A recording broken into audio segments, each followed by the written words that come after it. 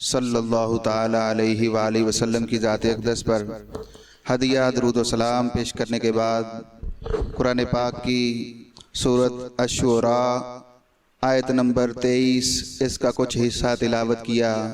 اللہ رب العزت کی پاک بارگاہ میں دعا ہے کہ اللہ رب العزت حق بیان کرنے اور سنا کر عمل کی توفیق عطا فرمائے۔ اللہ رب العزت نے قرآن پاک میں ارشاد فرمایا قُلْ لَا أَسْأَلُكُمْ عَلَيْهِ أَجْرًا إِلَّا الْمَوَدَّةَ فِي الْقُرْبَى۔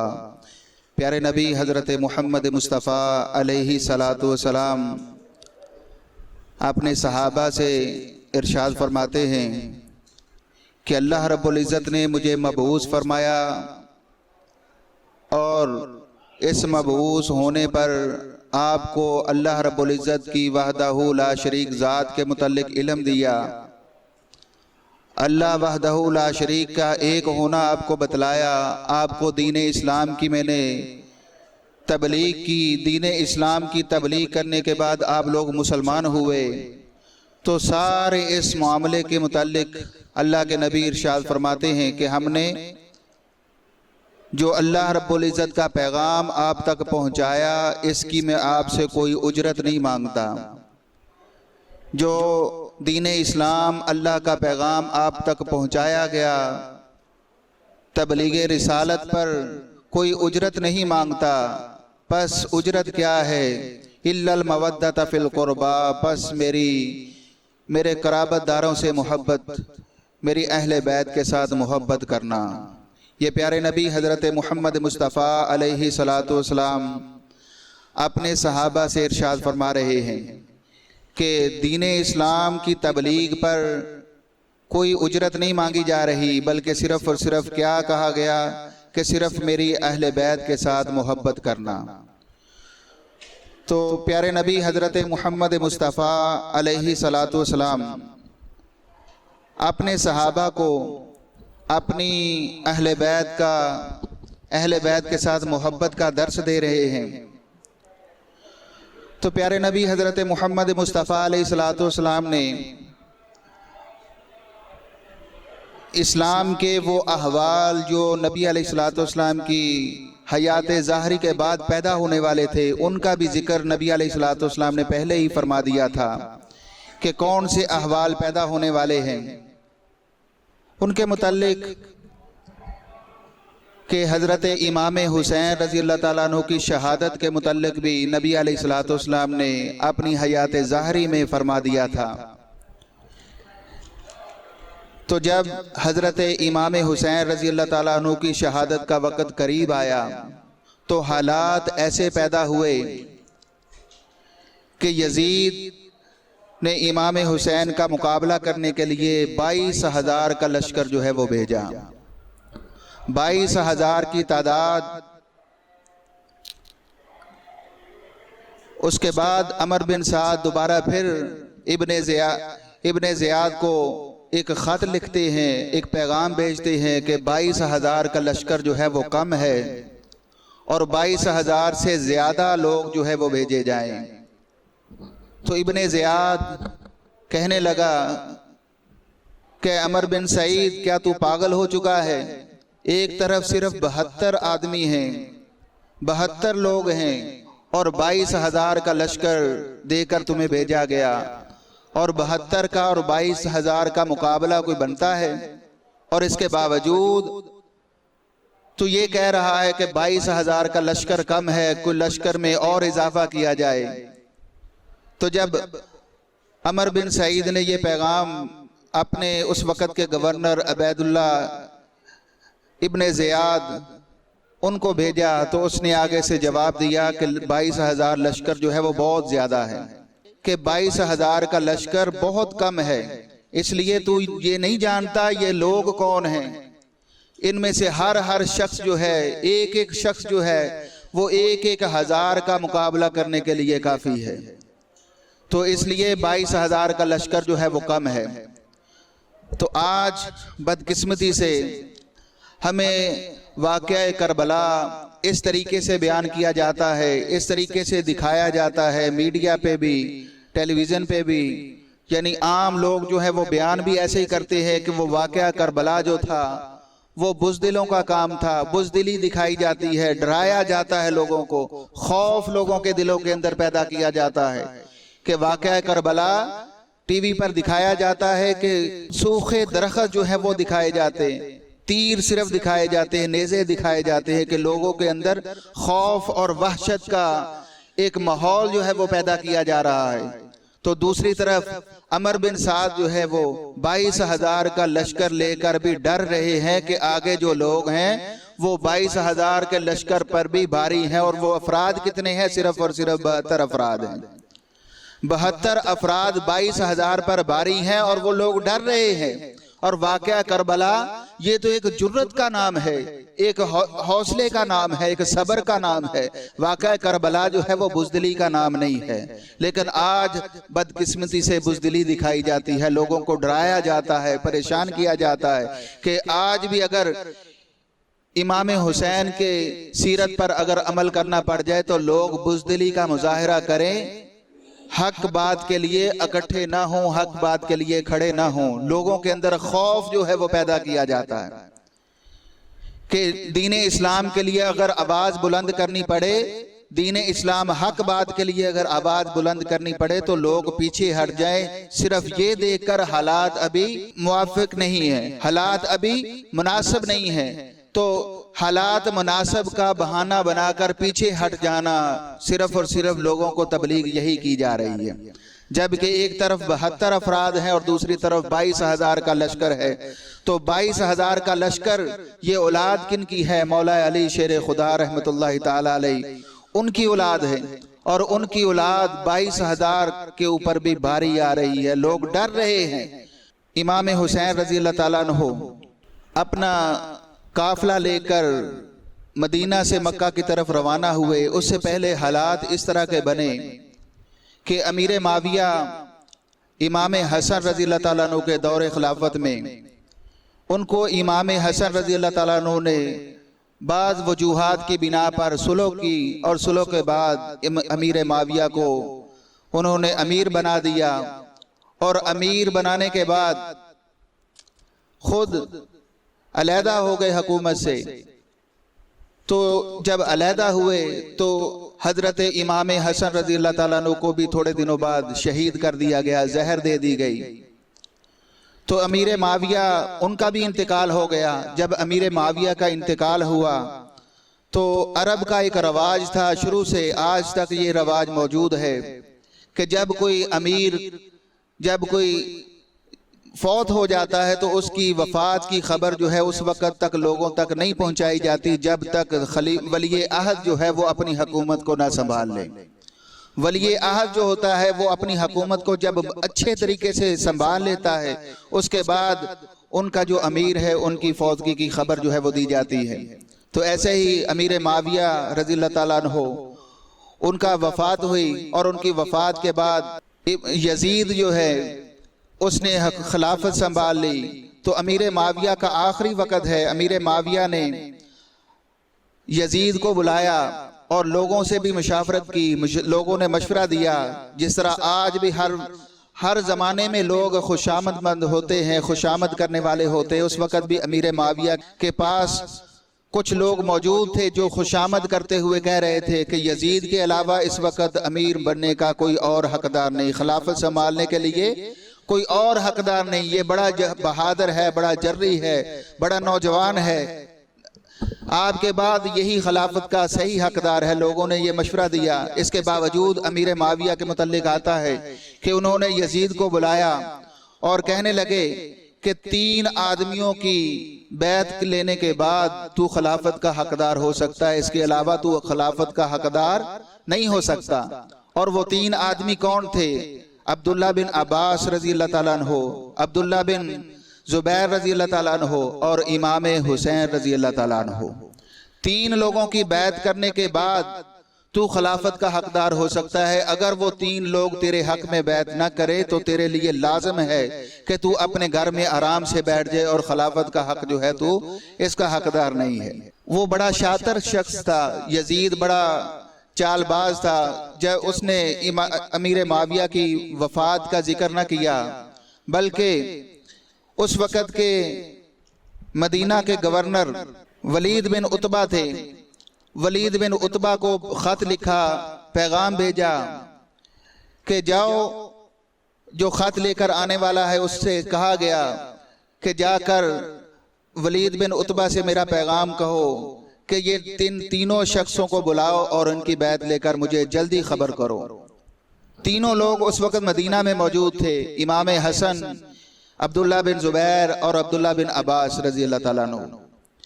तो जब वो मदीना के गवर्नर के पास पहुंचा तो मदीना के गवर्नर उस वक़्त के अब्दुल्ला बिन वलीद बिन उतबा रज़ी अल्लाह ताला अन्हु उस वक़्त बड़े नरम दिल आदमी थे।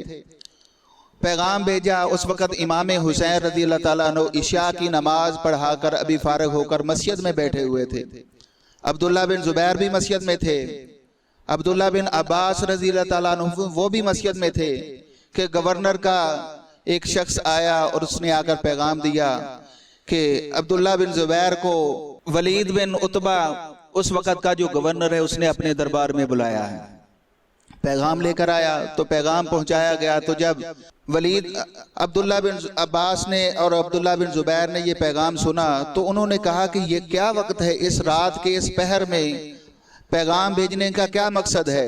हजरत इमाम हुसैन रज़ी अल्लाह ताला अन्हु जानते थे। उसने कहा कि आप लोगों को मालूम नहीं है, मुझे इल्म हो गया है कि इस वक्त अमीर माविया रज़ी अल्लाह ताला अन्हु जो है उनकी वफात हो चुकी है और ये हमें बैत के लिए बुला रहा है। हजरत इमाम हुसैन रज़ी अल्लाह ताला अन्हु निकले, वलीद बिन उतबा उसके दरबार में जाने के लिए खड़े हुए तो अब्दुल्ला बिन ज़ुबैर और अब्दुल्ला बिन अब्बास ने कहा रात का ये पहर है, इस पहर में रात के इस वक्त आपका अकेले जाना जो है वो मुनासिब नहीं है, हालात ठीक नहीं है, आप इस वक्त अकेले जो है वो ना जाएं।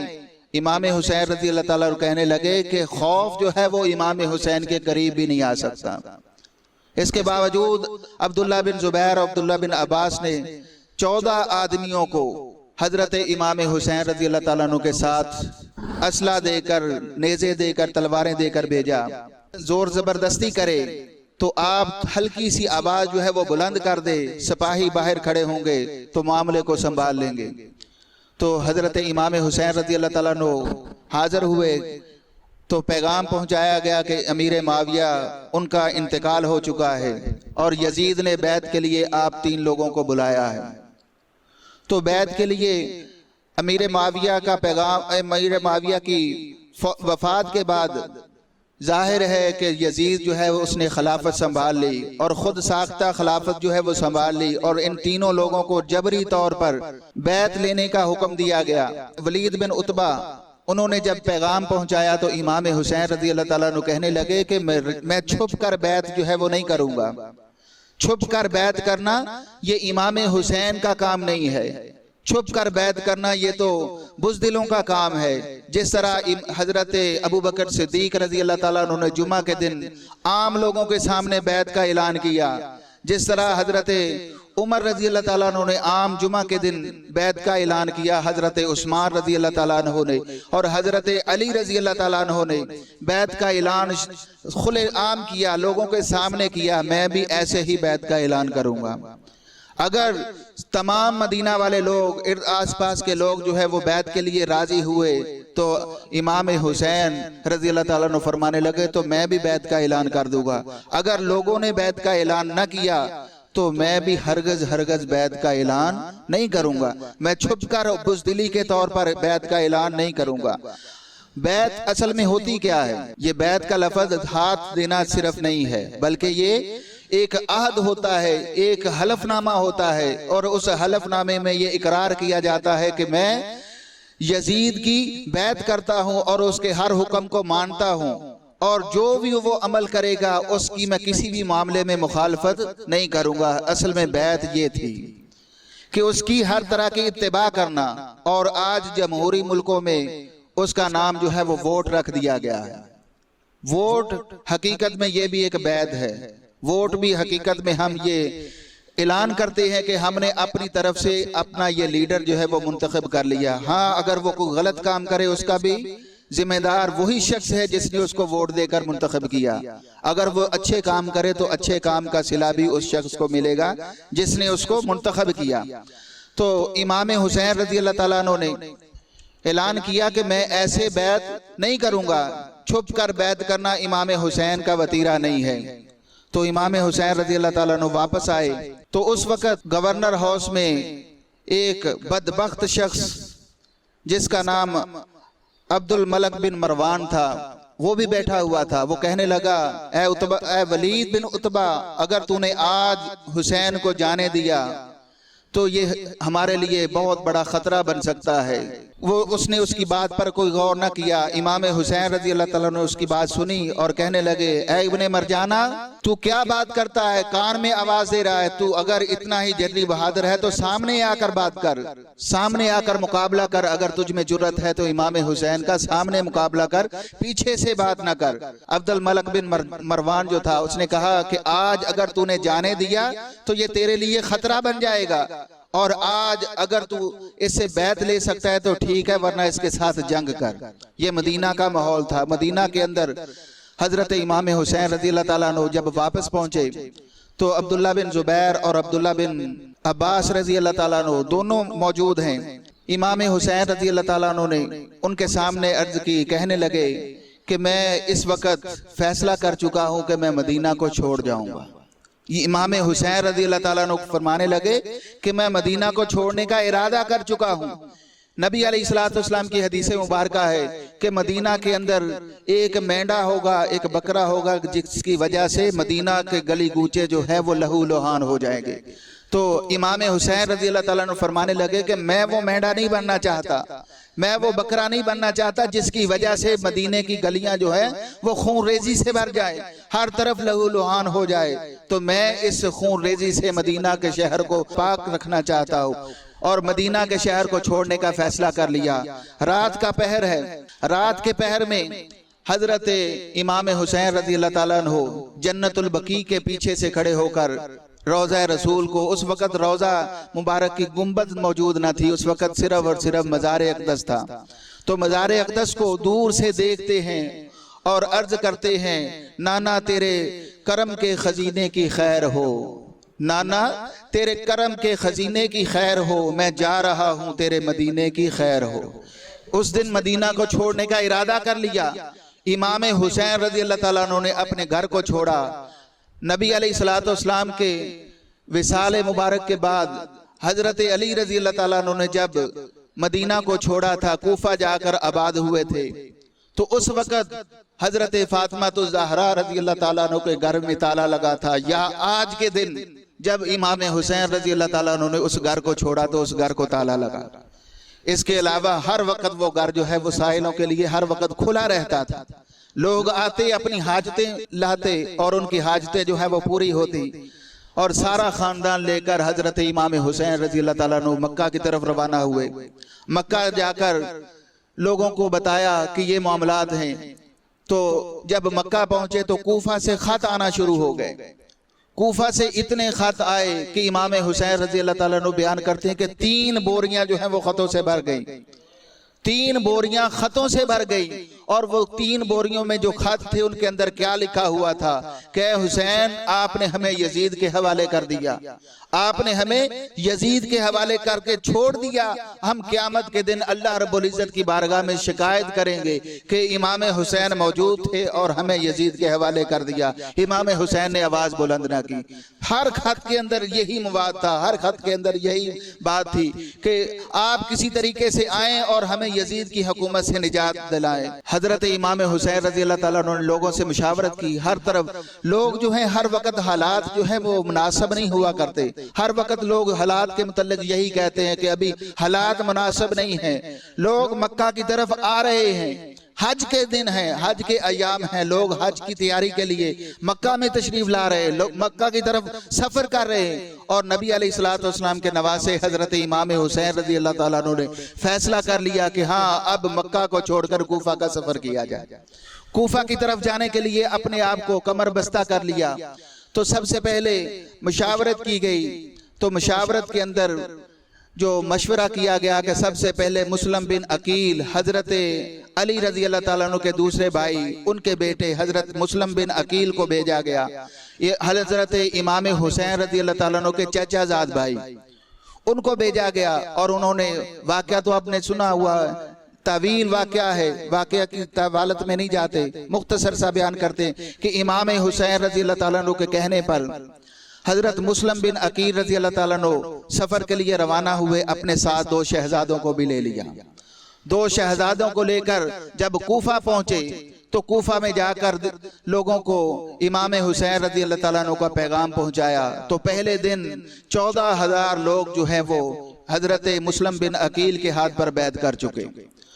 تو لوگوں نے عرض کی کہ یہ تو ابھی پہلا دن ہے، دن بدن دیکھنا اس میں کتنی تبدیلی آئے گی، کتنے لوگ آپ کے پیروکار ہیں، کتنے لوگ آپ کو چاہتے ہیں، آپ کے خاندان کی حکومت کو چاہتے ہیں، آپ لوگوں کو چاہتے ہیں۔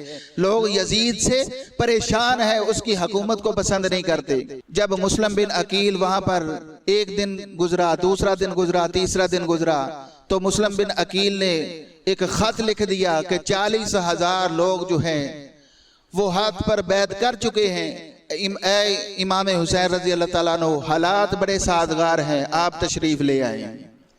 تو تشریف لانے کا حکم جو ہے، آرڈر جو ہے وہ خط میں بیان کر دیا گیا، خط روانہ ہو چکا۔ جو یزید کے ماننے والے تھے انہوں نے بھی یزید تک پیغام پہنچا دیا کہ اس وقت کا جو گورنر ہے، اس وقت کا جو گورنر جس کو کوفہ میں گورنر بنایا گیا، وہ بڑا نرم دل ہے، وہ بڑا نرم دل ہے، اور اس نرم دل کی وجہ سے لوگ جو ہے وہ گروہ در گروہ مسلم بن عقیل کی جو ہے وہ بیعت کر رہے، مسلم بن عقیل کے ہاتھ پر وہ بیعت کر رہے۔ تو مسلم بن عقیل رضی اللہ تعالیٰ عنہ پہلے ظہر کی نماز پڑھائی، 40,000 لوگ ہیں نماز میں، عصر کی نماز پڑھائی، 17,000 کے قریب لوگ رہ گئے، مغرب کی نماز ہے، 10 سے 12 صفیں ہیں، 10 سے 12 صفیں نماز کی حالت میں ہیں، مغرب کی نماز ہو رہی ہے۔ آج یہ مسئلہ جو ہے یہ بھی واضح ہو جائے گا کہ نماز حضرت مسلم بن عقیل رضی اللہ تعالیٰ عنہ پڑھا رہے ہیں، نماز کی حالت ہے، نماز پڑھا رہے ہیں، تو لوگ پیچھے 10 سے 12 صفیں ہیں، انہوں نے ہاتھ چھوڑ دیے، ہاتھ چھوڑ دیے، نماز میں کھڑے ہیں۔ تو ایک نے دوسرے سے پوچھا ہاتھ کیوں چھوڑے گئے؟ تو کہنے لگے کہ اگر عبید اللہ بن زیاد اس کے کسی شخص نے دیکھ لیا تو وہ ہماری درگت بنا دے گا، ہمیں قتل کر دے گا، ہمیں نقصان پہنچائے گا۔ ہاں ہم نماز میں تو کھڑے ہیں، اگر نماز میں کوئی اس کا شخص ہمیں دیکھ لے گا تو ہم ان سے کہہ دیں گے ہم تو وہاں ویسے ہی گئے تھے، نماز پڑھنے کے لیے تو نہیں گئے تھے۔ نماز کی حالت میں کھڑے ہیں لیکن ہاتھ چھوڑ کر کھڑے ہیں۔ جب مسلم بن عقیل رضی اللہ تعالیٰ عنہ نے سلام پھیرا تو پیچھے ایک نمازی بھی موجود نہیں ہے۔ یہ لوگ تھے جو وفادار نہ تھے۔ مکہ میں حضرت امام حسین رضی اللہ تعالیٰ عنہ جب لوگوں سے مشاورت کی، لوگوں نے کہا کہ کوفہ کے لوگ جو ہیں وہ وفادار نہیں ہیں، کوفے والوں میں وفا نہیں ہے، امام حسین رضی اللہ تعالیٰ عنہ آپ کے ساتھ وفا نہیں کریں گے، آپ اپنے اس فیصلے کو ترک کر دیجئے، آپ کوفہ کا سفر نہ کیجئے، حالات کے مناسب ہونے تک دیکھیے۔ تو جب امام مسلم رضی اللہ تعالیٰ عنہ رات کے وقت عشاء کی مغرب کی نماز کے بعد جب دیکھا کہ کوئی بھی شخص پیچھے موجود نہیں ہے، تو ادھر عبید اللہ بن زیاد جو ہے، عبداللہ بن زیاد، اس نے یزید کے کہنے پر وہاں پر سفر کیا۔ وہ پہلے بھی ایک علاقے کا گورنر تھا، وہاں سے اسے حکم دیا گیا کہ جلدی جاؤ، جا کر کوفہ میں جا کر گورنرشپ جو ہے وہ سنبھال لو۔ وہاں کا گورنر جو ہے وہ بڑا نرم دل ہے، اس کی وجہ سے ہماری حکومت جو ہے وہ خطرے میں ہونے والی ہے۔ تو جب یزید کے حکم نامے پر عبید اللہ بن زیاد جو ہے وہ وہاں پر پہنچا، رات کے وقت پہنچا، جبہ پہنا ہوا تھا، لوگوں نے سمجھا کہ امام حسین رضی اللہ تعالیٰ عنہ تشریف لا چکے ہیں، لوگوں نے نعرے لگائے، لیکن وہ امام حسین رضی اللہ تعالیٰ عنہ نہ تھے، بلکہ وہ عبید اللہ بن زیاد وہ تھا، اور اس نے رات کے وقت وہاں پر پہنچ کر وہاں کے گورنر جو ہے ان کو معزول کیا، اور گورنر کو معزول کرنے کے بعد وہ جو سرکردہ لوگ تھے ان کو بلایا، رات کے وقت بلایا اپنی کچہری میں لوگوں کو کئی لوگوں کی خامیاں جو ہے وہ ان کے سامنے پیش کی، اور آج بھی حالات یہی ہیں کہ کسی کو اپنے قائل کرنا ہو تو اس کی خامیاں جو ہیں وہ پہلے بیان کی جاتی ہیں کہ میں نے تیری فلاں وقت بھی تیری مدد کی، تجھ پر یہ مصیبت تھی اور تو نے یہ گناہ کیا تھا، میں نے اس کو چھپا دیا، فلاں فلاں کام تو نے کیا، میں نے ہر کام پر پردہ ڈالا، اور آج تو میری امداد کے لیے، آج مجھے تیری ضرورت ہے اور تیری مدد کی ضرورت ہے، اگر تو آج میری مدد نہیں کرے گا تو تیرے حالات جو ہے وہ خراب ہو جائیں گے۔ یعنی آج بھی ایسے ہی ڈرایا تبغایا جاتا ہے، اور اس وقت بھی عبید اللہ بن زیاد جو ہے اس نے ایسے ہی ڈرایا اور لوگوں کو کہا کہ صبح ہونے تک حالات جو ہے وہ میرے موافق ہو جانے چاہیے۔ تو مسلم بن عقیل رضی اللہ تعالیٰ عنہ کو گرفتار کر لیا گیا، اور مسلم بن عقیل رضی اللہ تعالیٰ عنہ کو جو کوفے کا گورنر ہاؤس تھا اس کا مینار بہت بلند تھا، وہاں پر چڑھ کر وہاں سے نیچے گرا دیا گیا۔ وہاں سے جب نیچے گرا دیا گیا تو مسلم بن عقیل رضی اللہ تعالیٰ عنہ جو ہے وہ شہادت نوش کر چکے، شہید ہو گئے۔ تو شہید ہونے کے بعد وہ بڑا ظالم شخص تھا، لیکن اس کے باوجود اس نے معافی نہ دی، اور اس کی مسلم بن عقیل رضی اللہ تعالیٰ عنہ کی لاش کو چوراہے میں، کوفے کے چوراہے میں لٹکا دیا، اور لٹکا دیا، کئی دن تک لٹکائے رکھا کہ لوگ اس سے عبرت پکڑیں۔ عرب کا یہ رواج تھا، جب کسی کو سزا دی جاتی تھی تو اتنی عبرتناک سزا دی جاتی تھی کہ کوئی شخص جو ہے دوبارہ غداری کرنے کی، دوبارہ اس کے خلاف ہونے کی جرت نہ کر سکے۔ تو جب ایسی سزا دی گئی تو مائیں جو ہیں وہ اپنے بچوں کو اپنے گھروں میں لے آئی، ڈرانے لگی کہ ہاں ہمیں اس وقت ضرورت نہیں ہے مسلم بن عقیل کی حمایت کرنے کی، اور جو ان کے جو بچے شہزادے 2 سے 7 ان کو بھی شہید کر دیا گیا۔ امام حسین رضی اللہ تعالیٰ عنہ کا جو وفد تھا، حضرت مسلم بن عقیل اور ان کے 2 شہزادے، ان کو جب شہید کر دیا گیا تو وہاں کے ایک بہت بڑے شاعر جن کا نام فرزدق ہے، وہ کوفہ سے جب نکلے، یہ معاملہ دیکھا تو کوفہ کو چھوڑ دیا، تو مکہ جانے کا ارادہ کیا کہ جا کر مکہ پہنچ کر امام حسین رضی اللہ تعالیٰ عنہ کو مطلع کیا جائے کہ وہ کہیں مکہ کو چھوڑ کر کوفہ کا سفر نہ کر لیں، کہ امام حسین رضی اللہ تعالیٰ عنہ کا جو وفد تھا اس پر اتنا ظلم کر دیا گیا۔ تو راستے میں امام حسین رضی اللہ تعالیٰ عنہ سے ملاقات ہوئی تو عرض کیا کہ اے امام حسین رضی اللہ تعالیٰ عنہ، کوفے کے حالات جو ہے وہ مناسب نہیں ہے، آپ کے جانے کے قابل نہیں ہیں، کوفہ کے لوگ جو ہیں وہ بدل چکے ہیں، کوفہ کے لوگوں کی تلواریں جو ہیں وہ آپ کے ساتھ نہیں ہیں، کوفہ کے لوگوں کے دل تو آپ کے ساتھ ہیں لیکن تلواریں جو ہیں وہ آپ کے ساتھ نہیں ہیں، وہ آپ سے محبت تو کرتے ہیں لیکن آپ کے ساتھ وہ کھڑے ہونے والے نہیں ہیں، تو آپ اپنا ارادہ جو ہے وہ ترک کر لیجئے، یہاں سے اپنا قافلہ جو ہے وہ واپس کر لیجئے، مکہ چلے جائیں، مدینہ چلے جائیں، کوفہ جانے کی جو ہے غلطی وہ نہ کرے۔ تو امام حسین رضی اللہ تعالیٰ عنہ اس شاعر سے کہنے لگے ہاں میں مسلم بن عقیل سے ملا تھا اور ان کی لاش کو چوراہے پر لٹکتے ہوئے دیکھ کر اپنی آنکھوں سے آ رہا۔ تو امام حسین رضی اللہ تعالیٰ عنہ کا وہ جملہ بڑا پیارا جملہ ہے، جرت کی مثال امام حسین رضی اللہ تعالیٰ عنہ سے اور نہیں، کوئی اور شخص جو ہے وہ جرت کی مثال نہیں دے سکتا۔ اتنی بہادری کا جملہ وہاں پر کہا کہ امام حسین رضی اللہ تعالیٰ عنہ کا بھیجا ہوا وفد جو ہے مسلم بن عقیل، اس کو تو نے کس حالت میں دیکھا؟ کہتا میں نے کوفے کے چوراہے پر لٹکے ہوئے دیکھا، لٹکا دی گئی تھی ان کی لاش۔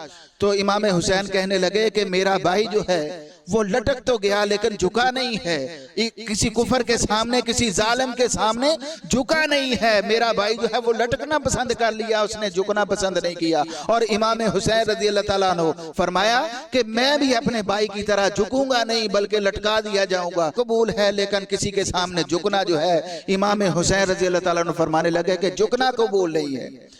تو امام حسین رضی اللہ تعالیٰ عنہ کا وفد جو ہے وہ آہستہ آہستہ سفر کرتے ہوئے کوفہ کی وادی میں پہنچا۔